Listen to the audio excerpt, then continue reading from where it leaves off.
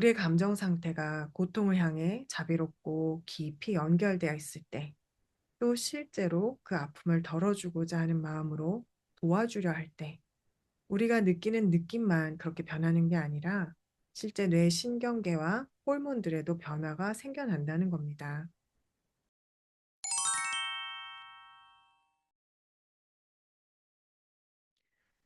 이번에 소개해드릴 치료법은 자신의 고통을 스스로 돌보는 자비로운 주체를 내면에 마련하는 방법입니다.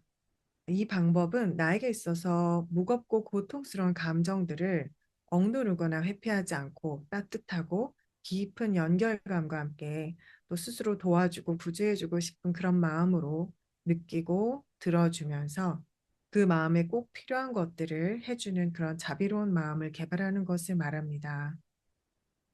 이런 얘기를 꺼내면 내담자들이 종종 두 가지 반응을 보입니다. 하나는 안 그래도 내 안의 불안과 슬픔이 버거워 죽겠는데 나 스스로 직면하고 돌보라니 이건 너무 큰 부담이다 하시는 겁니다.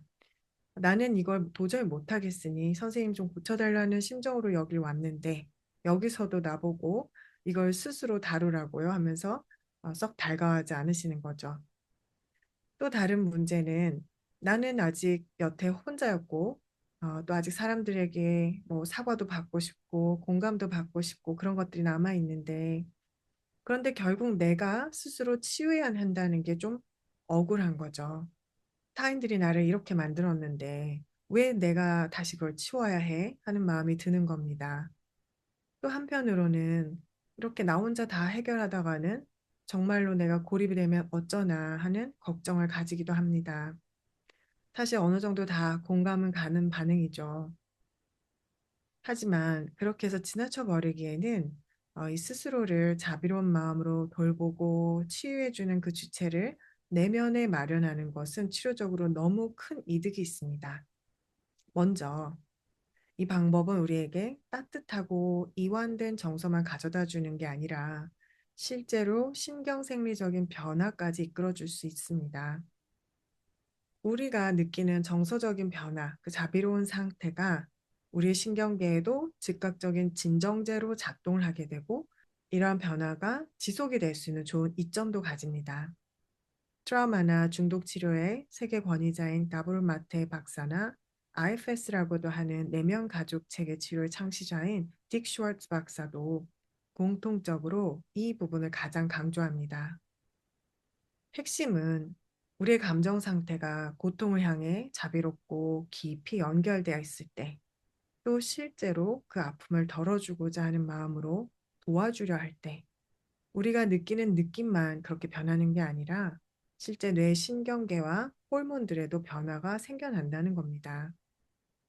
신경생물학에 의하면 우리에게는 공황이나 불안, 우울, 슬픔 같은 감정들을 담당하고 각각 이와 관련해서 활성화되는 신경계가 있습니다. 또 공감이나 위로로 진정을 시키는 그런 마음과 연관되어 있는 그리고 그때 활성화되는 신경계가 따로 있습니다.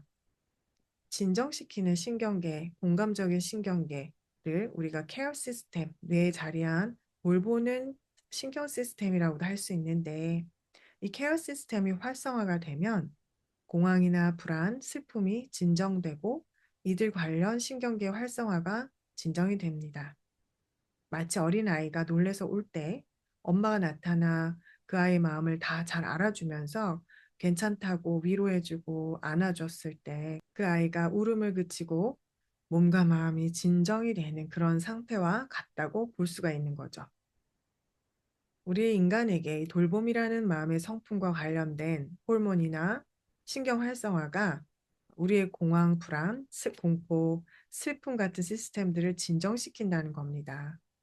심리상담 장면에서 이 돌봄의 신경계가 작동을 했을 때 내담자 얼굴색이나 표정 같은 것들이 변하는 것을 실제로 쉽게 볼 수 있습니다. 사실 이건 우리 관계성에 자리하고 있는 아주 자연스러운 현상인데 이것이 지금 자기 스스로 자신의 내면과의 관계성에서도 똑같이 작동된다는 것입니다.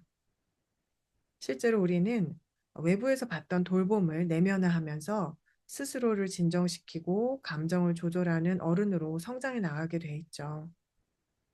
과미주 신경계 권위자인 스티븐 포지스 박사도 우리가 자비로운 상태에 이렇게 머물 때 미주 신경계에 영향을 주게 돼서 뇌간의 다른 부위들이 작동이 되면서 신경적으로 디스차지라고 하는 방전 같은 것, 즉 감정적인 해소 같은 것이 가능해진다고 합니다.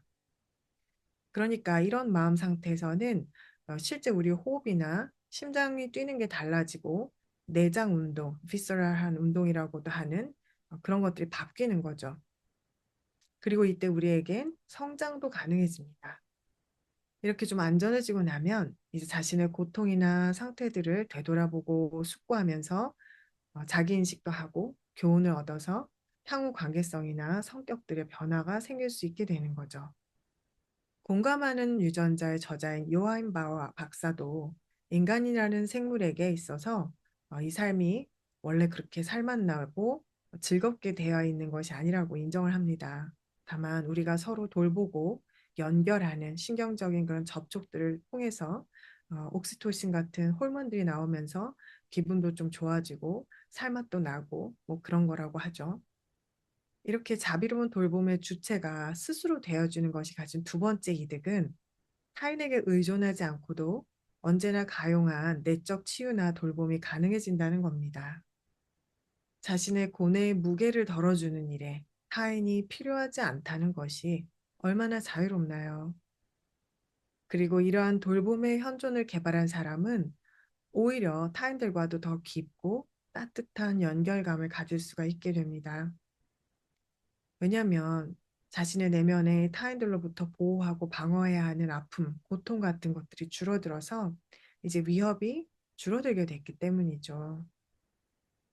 자비로운 현존을 개발하는 것은 이렇게 고통에 압도당하지 않으면서도 그 고통을 깊이 연결해주고 느껴주고 또 이해할 수 있는 그런 연결감을 개발하는 일입니다. 그리고 우리 스스로 어떻게 도와줘야 되는지를 알게 되는 그런 과정이라고도 할 수 있어요. 이를 위한 심리치료에는 자비로운 연결을 위한 특정한 가이드들이 있습니다.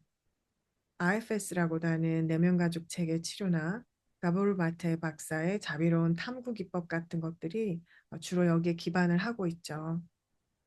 또 자비 명상이나 현존 명상 같은 것들을 통해서도 그런 마음 상태를 계속해서 개발하는 데 도움을 얻을 수 있습니다.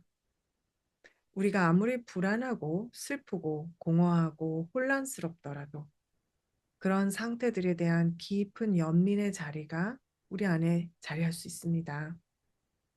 이 자리를 찾고 연결되는 것이 가능하다는 겁니다. 여기에는 굉장히 깊고 동요가 없는 그런 안정감의 현존이 있습니다. 사랑이 많고 충만하기에 어떤 고통도 좀 담담히 끌어안을 수 있는 그런 자리가 있는 거죠. 저는 여러분들이 때로는 명상 리트리트를 통해서 이런 경험들을 해보시기를 추천하고 또 당면하고 있는 감정적 고뇌들을 무서워하면서 뒤로하고 멀리하지 마시고 그것들이 나를 이 자비로운 현존으로 인도하는 선물이라고 여기면서 이 여정을 기꺼이 용기 내 시작해 보시기를 응원합니다.